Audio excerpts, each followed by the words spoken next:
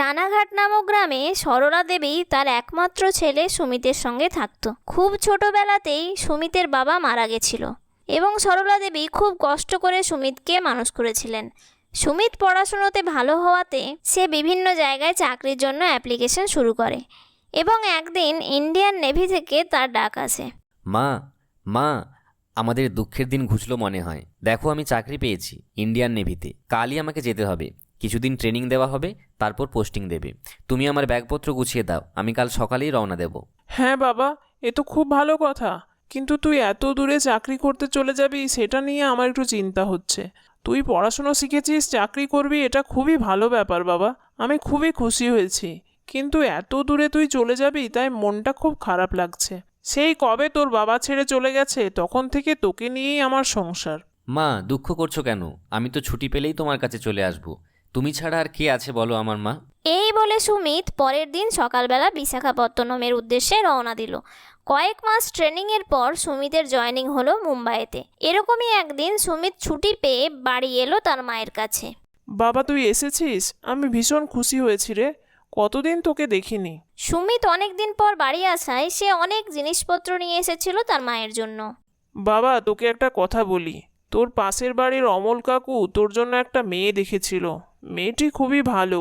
আমি তোর অমল কাকুকে বলেছিলাম যে ছেলে বাড়িতে আসলে আমি ছেলেকে নিয়ে একদিন মেয়ের বাড়িতে দেখতে যাব। তাই তুই বল বাবা, তুই কি করবি? তুই কি কাউকে পছন্দ করেছিস? যদি পছন্দ করে থাকিস তাহলে সেই মেয়ের সঙ্গেই তোর বিয়ে দেব, আর না হলে তুই এই মেয়েটিকে একবার দেখে আসতে পারিস। না না মা, আমি কাউকেই পছন্দ করিনি। তুমি যেখানে ঠিক করে দেবে সেখানেই আমি বিয়ে করব। আমার কোনো আপত্তি নেই। তুমি অমল কাউকে বলো, আমি না হয় একদিন গিয়ে দেখে আসবো। তোমাকেও যেতে হবে কিন্তু মা। ঠিক আছে বাবা, তাহলে তোর অমল কাকুর সঙ্গে কথা বলে আমি জানাচ্ছি।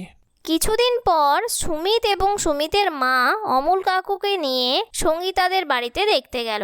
মেয়েটির সঙ্গে কথাবার্তা বলে তাদের খুব পছন্দ হলো এবং তারা পাকা কথা দিয়ে এলো। কিছুদিন পর সুমিতের সঙ্গে সঙ্গীতার বিয়ে হলো।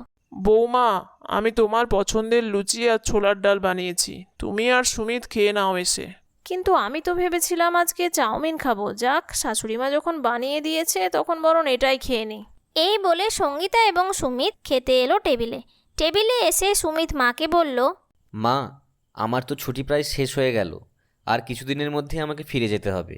তাই আমি ভাবছিলাম তোমার বৌমাকেও নিয়ে যাব। তোমার কি মত মা? হ্যাঁ বাবা, বৌমাকে তো তোর সঙ্গে যেতেই হবে। ওখানে তো তোর দেখভাল করার জন্য কাউকে লাগবে, তাছাড়াও তোদের নতুন বিয়ে হয়েছে, তাই তুই বৌমাকে নিয়ে যা।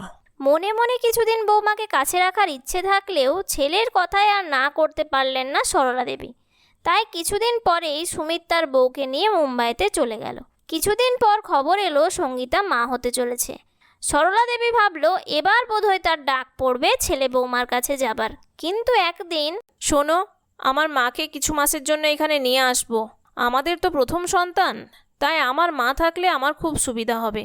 তাছাড়া এই সময়টা মেয়ের মায়েরা মেয়ের কাছেই থাকে। কিন্তু আমি তো ভাবছিলাম আমার মাকে ডাকবো কিছুদিনের জন্য। আসলে মাও তো তোমার সঙ্গে থাকেনি। বিয়ের কিছুদিন পরেই তুমি আর আমি এখানে চলে এসেছি, তাই মা একাই থেকে গেছেন ওখানে। তাই আমি ভাবছিলাম কিছুদিন মা এখানে থাকলে মায়েরও ভালো লাগতো। তাছাড়াও আমাদের প্রথম সন্তান, আমার মাও খুব খুশি হতেন। না না, তোমার মাকে নিয়ে আসতে হবে না। ওনাকে আমার একদম পছন্দ নয়।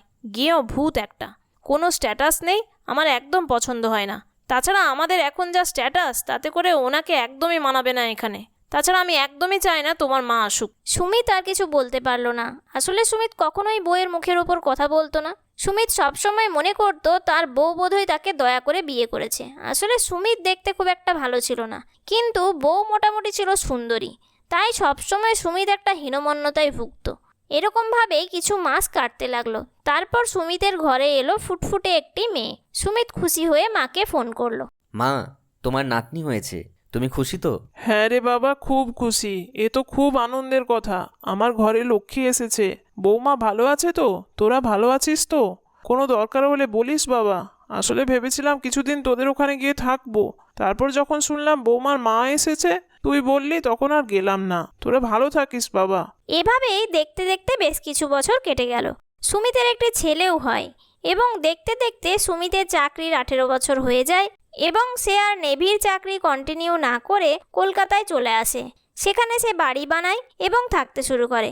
কিছুদিনের মধ্যে অন্য একটি চাকরিও পায়।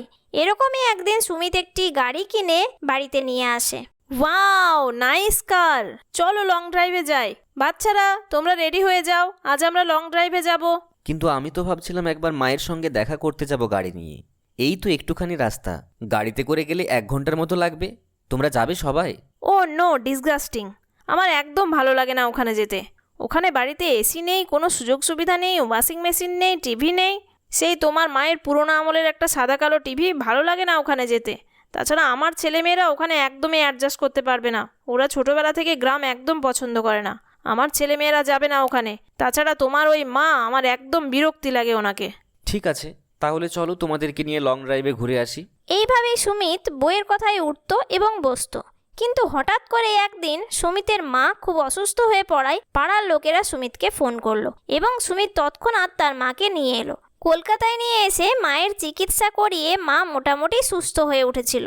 এরকমই একদিন মা হসপিটাল থেকে সুমিতের নতুন বাড়িতে এলো। বাবা, খুব ভালো বাড়ি বানিয়েছিস তো, খুব ভালো লাগলো দেখে। সন্তানের উন্নতি দেখে মা তো খুশি হবেই। তুই আর গ্রামে আসিস না কেন রে বাবা? এখন তো তুই আর বেশি দূরে নেই, মাঝে মাঝে আসতে পারিস তো বৌমা নাতি নাতনিকে নিয়ে। আসলে মা, তুমি তো জানোই ছেলে মেয়েরও প্রচণ্ড পড়াশোনার চাপ, আর তাছাড়াও আমার এই নতুন চাকরি, তাই আর সেরকমভাবে যাওয়া হয় না। মা, আপনি বরং নিচের ঘরেই থাকুন। আসলে মেয়ে আপনার সঙ্গে থাকতে ঠিক কমফোর্টেবল হবে না। ওর তো পড়াশুনো আছে, আর ও আবার কারোর সাথে বেড শেয়ার করতে পারে না। তাই আপনি বরং নিচের ঘরেই থাকুন। যখন খাবার সময় হবে তখন নয় আপনাকে ডেকে নেব, আর না হলে আমি খাবারটা আপনার রুমে এসেই দিয়ে যাব। এই বলে সুমিতের বউ চলে গেল। সুমিতের আর কিছুই বলার ছিল না। সুমিতের মা এখানে সবার মাঝে থেকেও তিনি একাই থেকে গেলেন। তাকে নিজের একটি রুমে থাকতে দেওয়া হয়েছিল। এমনকি নাতি নাতনিরা পর্যন্ত ঠাকুমার কাছে একবারও যেত না। তাই সরলা দেবীর এখানে আর ভালো লাগছিল না। তিনি বাড়ি থেকে কোথাও বেরোতেও পারছিলেন না। তাই তিনি একদিন সুমিতকে বললেন, শোন বাবা, অনেক দিন তো হলো তোর এখানে এসেছি। আমি তো বাবা গ্রামে থাকা মানুষ, তাই তোদের শহরের আদব কায়দা কিছুই আমার ভালো লাগে না। আর আমি এখন সুস্থ আছি, তাই তুই একদিন আমাকে বাড়িতে রেখে আয়।